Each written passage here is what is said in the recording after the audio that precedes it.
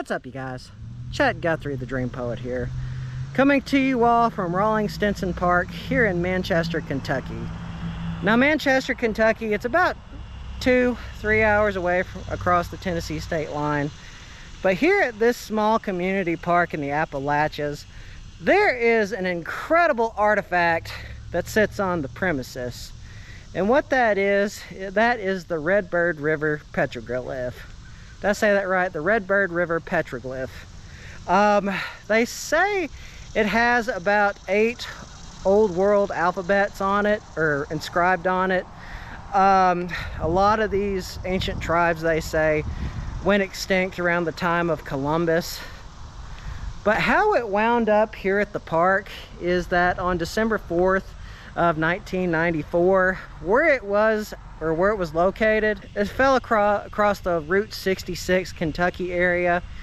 And what had happened, it was moved just because of its historical significance to here in this park.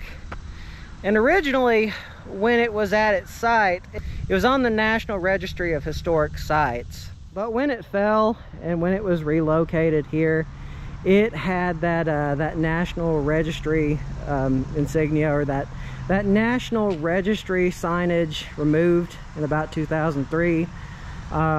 Mostly because in that area, the petroglyphs that were in that spot were the only reason why it had a National Registry mark.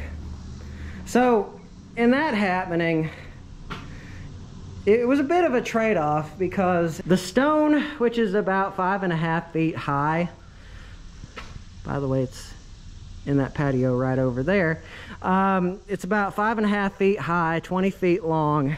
It's a lot safer in its present location, mostly because it's not out in the wilderness. And as times get crazier, as people do crazier things, it's not at risk of being graffitied on or tampered with or vandalized. So I think when it fell in 1994, I think that was more of a blessing. Now, this stone that we're going up to, it does have a sister stone, and that is the I think it's called the Redbird River petroglyph housing site. Anyway, I'll put the full name of it right here. Now that is on the adjacent side of the river, but this one, it's I'll say in a pretty safe spot. It's gated up. It's underneath this really nice patio. There are 2 really cool historical markers explaining what this petroglyph is, and the best part is you can even walk up to it. I don't think you could do that when it was situated along the cliffside along the Redbird River. But these inscriptions, these markings, there are 8 different alphabets from before the time of Columbus's arrival inscribed on this stone. And here here on the historical marker explains what those things are. Like that one right there, 1st century Christian monogram in Hebrew and Greek letters. It means Christ the rock, the temple of the cornerstone. Then you've got Ogam, an Ogam Rebus, an Ogam Rebus. In the Gaelic language, it means the right hand of God. Then you have the sun disk and inscription to Ra, the Egyptian sun god. The Egyptian sun god is carved here by Nile mariners. Then you got Ra, Arabic, Punic, Libyan style of Tanzania and Numidia, South Semitic, and then the sun disk, the symbol of Ra. So could it be that this stone that sits here in a small park in Manchester, Kentucky, be proof and evidence that the Hebrew were here, or even the Egyptians were here? Who knows? It does make you wonder. A lot of what historians believe, however, is these these petroglyphs were formed by the Cherokee when they lived in this part of Kentucky about 500-600 years ago, or at least that's what some of it is believed as. There's a pentagram right there, and there's the Ogam rune right there. And let me see if I can't find the Hebrew Greek marking. I think that one's right there, and that is the symbol for the Nile Mariners. That, like I said, that might even be proof that the Egyptians were here. I did do a video on the possibility of an Egyptian temple being discovered in what is now present day Norris Dam, or Norris Dam location. I get a lot of love comments and I get a lot of hate comments on that, but all I gotta say is that was one of the first like good videos that I did, and it's the reason why I try to work on my truth telling, and well, not my truth telling, but I should say my punctuality on my stories. Sometimes it feels like even if I do tell the truth, people are still pointing the finger at me. But all that aside, that does look like Cherokee. Like, for example, if you see the Judacola rock, or otherwise known as Jucola rock, slant-eyed giant, a lot of these symbols look very much the same. Kind of weird again that there's a pentagram right there, or not a pentagram, but the star has different meanings in different ancient cultures around the world, so there's probably a heavy chance, or a very big chance, that it's not paganistic related or not pagan related. So it probably isn't a pentagram. It's an ancient star.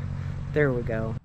And here is a more poignant history on the Redbird River petroglyph, otherwise known again as the Stone of Witness. This is the famous Redbird petroglyph, known since pioneer days and enrolled on the National Register of Historic Sites.